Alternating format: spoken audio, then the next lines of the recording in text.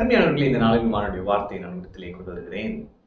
நீங்கள் கர்த்தருடைய பலத்த கரத்திற்குள் அடங்கி இருக்கிறீர்கள்.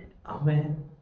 ஒரு வசனம் பாருங்களேன், ஏசாயா 64 அதுல 8. இப்பொழுதும் கர்த்தாவே, நீர் எங்களுடைய பிதா, நாங்கள் களிமண், நீர் எங்களை உருவாக்குகிறவர், நாங்கள் அனைவரும் உமது கரத்தின் கிரியை.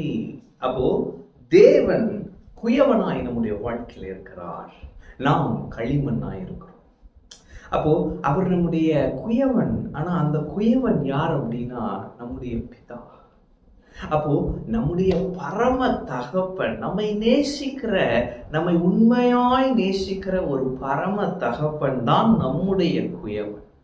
அப்போ இந்த குயவனுடைய கரத்தின் கிரியையாய் நாம் இருக்கிறோம்.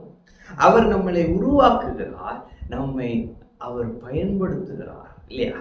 அப்போ இன்னைக்கு அவர் நம்முடைய குயவனாய் இருக்கிறார் என்பதை நாம் புரிந்து கொள்ள வேண்டும். அப்ப இந்த குயவன் கரத்தில் இருக்கிற நாம், அப்ப குயவன் நம்ம என்னெல்லாம் பண்றாரு பாருங்களேன். குயவன் நம்மளை வடிவமைக்கிறார்.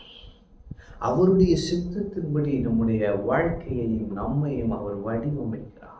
எப்படி ஒரு குயவன் களிமண் எடுத்து ஒரு பானை அவன் மனதுல அவன் நிறைத்திருக்கிற அந்த பானையை வணைகிறானோ, அது போல கர்த்தர் நம்முடைய வாழ்க்கையை வடிவமைக்கிறார். ஒரு ஃப்ரேம் பண்ணி என் பையன் வாழ்க்கை எப்படி இருக்கணும், என் பொண்ணு வாழ்க்கை எப்படி இருக்கணும்னு வடிவமைக்கிறார். அப்போ நம்முடைய வாழ்க்கையில எனக்கு பிடிச்ச மாதிரி இருக்கணும்னு நினைக்காம, நான் குயவன் கரத்தில் இருக்கிறேன், அவருக்கு பிடித்த மாதிரி என் வாழ்க்கை இருக்க வேண்டும் என்று சொல்லி நான் வாழும் பொழுது தேவன் வடிவமைக்கும் வாழ்க்கை நல்லதா இருக்கும், சிறந்ததா இருக்கும். ஆமென். அப்போ முதலாவது இந்த குயவன் என்ன செய்யறாருன்னா நம்முடைய வாழ்க்கையை வடிவமைக்கிறார். அடுத்து என்ன அப்படின்னா, இந்த குயவன் என்ன பண்றாரு, அது ஒரு களிமண்ணா தான் இருக்கு, ஒன்றுக்கும் உதவாத களிமண். அப்போ அந்த குயவன் என்ன செய்கிறார், அந்த களிமண்ணுக்கு ஒரு வாழ்க்கை கொடுக்கிறார். என்ன, அந்த களிமண்ணை எடுத்து அப்படியே அந்த சக்கரத்துல வச்சு அப்படியே ஒரு வாழ்க்கை கொடுக்கிறார் பாருங்க. ஒரு பானையாவோ இல்லை ஒரு பாத்திரமாகவோ வணைந்து அதற்கு ஒரு வாழ்வு கொடுக்கிறார். அப்ப இந்த தேவன், நம்முடைய தேவன், நம்முடைய பிதா நமக்கு அப்படித்தானே வாழ்க்கை கொடுத்தார். எங்கேயோ இருந்தோம், இயேசுவை அறியாமல் எங்கேயோ இருந்தோம்ல நம்ம. ஆனா இந்த தேவன் தம்முடைய மிகுந்த அன்பினாலே, இந்த பிதா தம்முடைய மிகுந்த அன்பினாலே நம்மை எடுத்து நம்மை அப்படியே நம்ம ஒரு வடிவமைப்பை கொடுத்து நமக்கு வாழ்க்கை கொடுத்திருக்கிறார். இன்னைக்கு நம்ம ஆசீர்வாதமா இருக்கிறோம் பாருங்க. இன்னைக்கு நான் இந்த இடத்துல நிக்கிறேன், நான் இந்த ஸ்டேட்டஸ்ல இருக்கிறேன்னா அது ஃபுல்லா அவருடைய கிருபை பாருங்க. அப்போ தேவன் நம்மை வடிவமைக்கிறார், நமக்கு வாழ்க்கை கொடுக்கிறார். நாம் நிற்பதும் நிர்மூலமாகாமல் இருப்பதும் அவருடைய சுத்த கிருபை.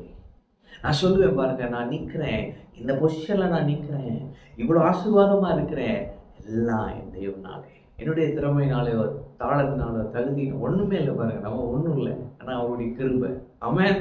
அப்போ இந்த குயவன் என்ன பண்றாரு, நம்மளை வடிவமைத்திருக்கிறார், வடிவமைத்து கொண்டிருக்கிறார். ரெண்டாவது நமக்கு வாழ்க்கை கொடுக்கிறார். அடுத்து பார்த்தீங்கன்னா வளமான எதிர்காலத்தை தருகிறாராம். அப்ப இந்த குயவன் ஒரு பானையை செஞ்சு அப்படியே வச்சிருது கிடையாது, அதை விற்கிறாரு. அப்போ ஒரு உன்னதமான ஒரு இடத்துல நம்மளை வைக்கிறார். அதான் போட்டிருக்கு, நாம் அவருடைய கரத்தின் கிரியையா இருக்கிறோம். அவர் எங்க நம்மளை வைக்கணுமோ அங்க போய் வைக்கிறார். நம்ம அவருடைய கரத்தின் கிரியா இருக்கிறபடியால் நமக்கு அவர் வளமான எதிர்காலத்தை கொடுக்கிறார். அவன் கனமான பாத்திரமாய் நம்மை அவர் வணைந்து, கனமான பாத்திரமாய் நம்மை செதுக்கி, கனமான பாத்திரமாய் நம்மை உன்னதமான இடத்துல வைக்கிறார். ஆண்டவர் உங்களை உன்னதமான இடத்துல வைத்திருக்கிறார். இந்த பூமியில சில உன்னதமான பதவிகளிலே நீங்கள் அமர்த்தப்பட போகிறீர்கள். ஆமென். அமர்த்தப்பட போகிறீர்கள். தேவன் இதை செய்வார். அவருடைய கரத்தில் நீங்கள் இருக்கிறீர்கள், களிமண்ணாய் அவருடைய கரத்தில் இருக்கிறீர்கள். தேவன் உங்கள் பரம குயவன், பரமபிதா உங்கள் குயவனாயிருந்து உங்களை வடிவமைத்து உங்களுக்கு வாழ்க்கை கொடுத்து வளமான எதிர்காலத்தை கொடுப்பார். நீங்கள் அவருடைய வழிநடத்தலின்படி வாழுங்கள், நல்ல வாழ்க்கை வாழ்வீர்கள். ஆமென். கர்த்தர் உங்களோடு இருக்கிறார். கர்த்தர் உங்களை ஆசீர்வதிப்பார்.